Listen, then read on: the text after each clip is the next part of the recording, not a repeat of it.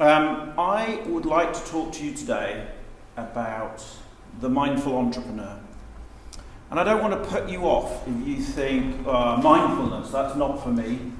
I've tried mindfulness, that didn't work. Or even if you think, I practice mindfulness today and there's nothing you can tell me about mindfulness. I don't want to put you off with those. And likewise with the word entrepreneur, if you don't feel like you're an entrepreneur, I don't want to put you off with that word either.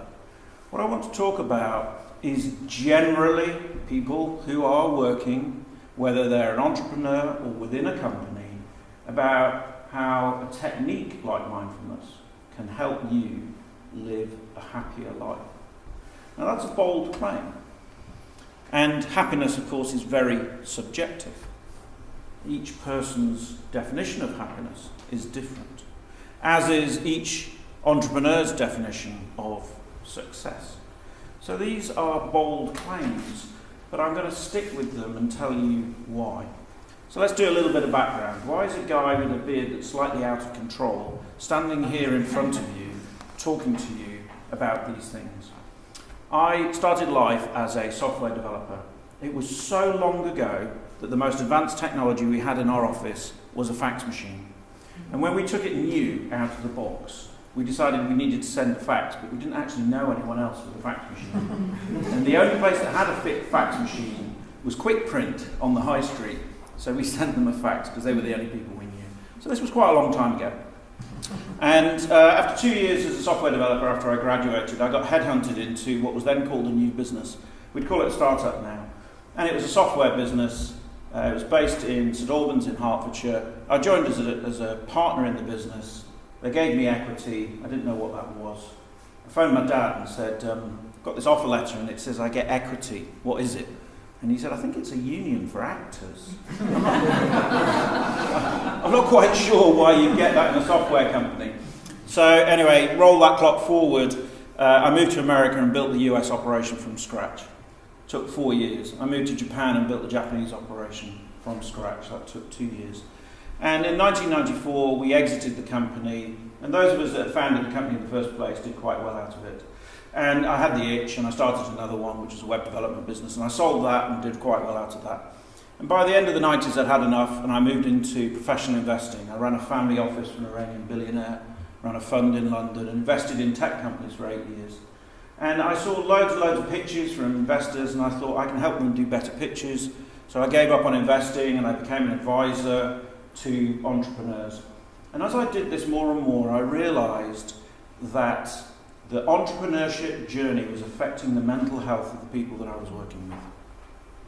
That they were changing, they didn't actually know how they were changing. And so I developed an interest in mental health. I became a trained mindfulness teacher at Oxford University, qualified as a hypnotherapist last year, and I'm halfway through my psychotherapy training, and I'll graduate next year. So that's my journey. Entrepreneurship is a way of life. You know, it's something that once an entrepreneur, always an entrepreneur. You can start a business and go back and work for someone else, but you'll still have that entrepreneurial mindset. You'll still want to break out of the cage. I promise you'll build another cage just for yourself. It'll be the colour you like. Entrepreneurs come in two flavours, and you need to decide what flavour of entrepreneur are you. The two flavours are this. Am I the entrepreneur who will sacrifice everything in order to succeed? Give up family, friends, health, sanity. Will you give up all those things to succeed? Or are you the other kind, the kind that says, no? A few of you are shaking your heads already. Are you the kind that says, no, I do not want to make that sacrifice?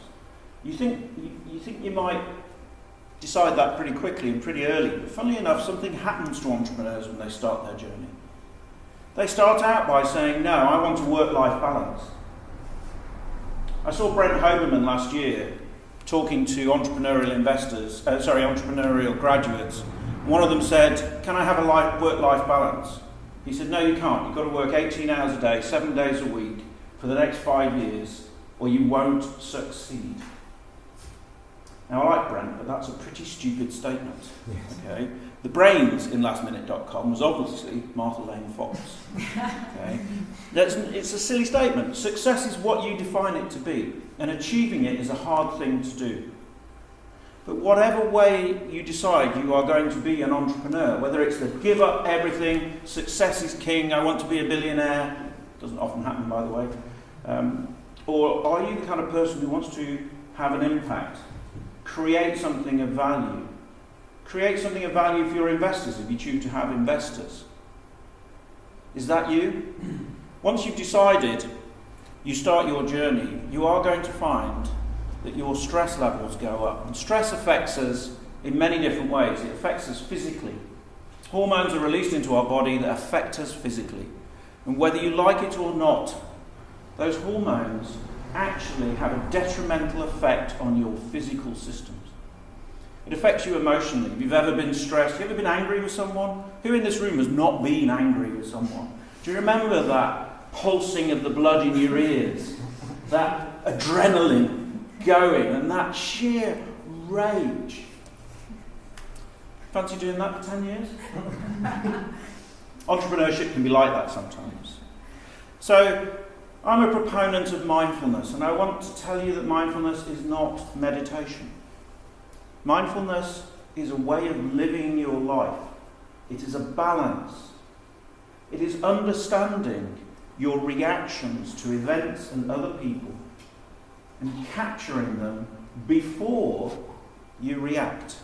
So that when that person says that aggravating thing to you and your blood pressure rises, when they do that, you recognise within yourself, I can feel the pulse starting, a little vein in my forehead starting to throb.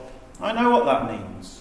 Normally I would react and shout at them, but they work with me. This is my co-founder. I don't want to rip them a new one. I want to be in control. I will take a deep breath. I will close my eyes. I will let that go.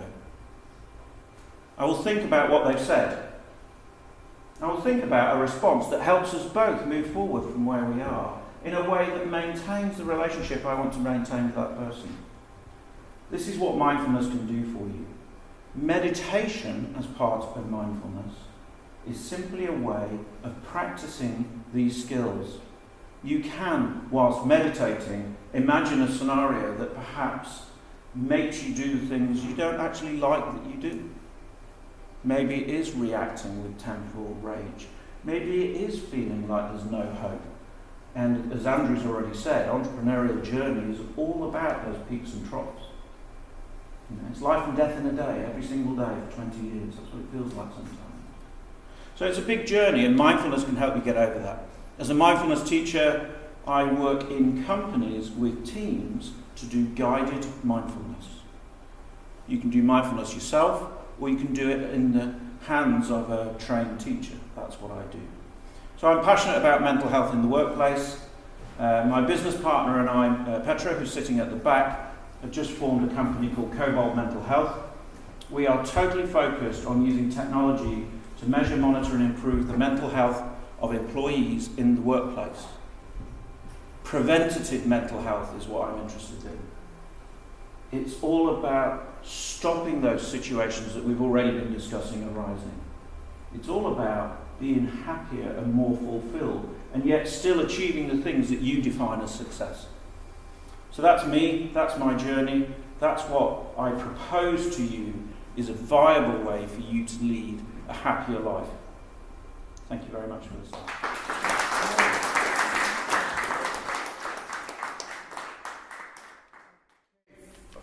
Yeah. Any questions? Hi. Hello. I thought I might get a question from you. In terms of your business, how does it specifically help employees to monitor and improve their mental health? So the business is about a week old. So we haven't even announced the business publicly. We literally have been planning for about 5 months, 6 months, something like that.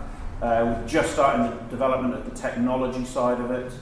But we will. How will it? Sorry. Okay, so how it will is we'll use a data gathering mechanism to use a psychometric tool to measure the mental health of the employees.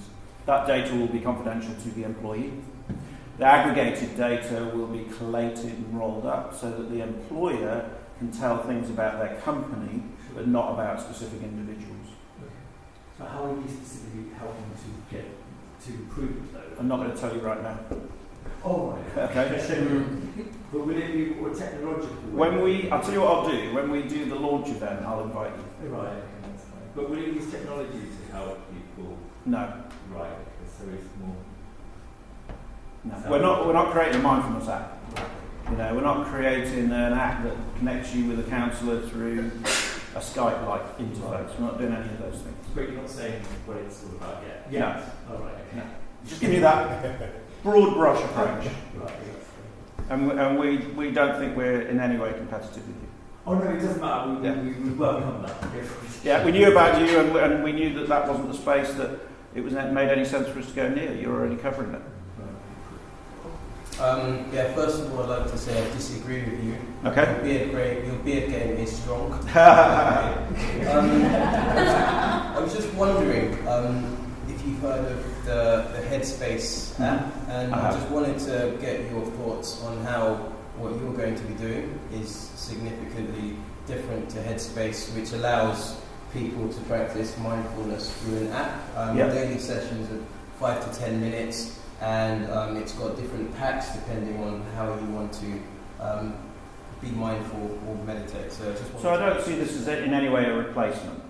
What I do personally as a mindfulness teacher is I teach groups. So I teach in a group setting.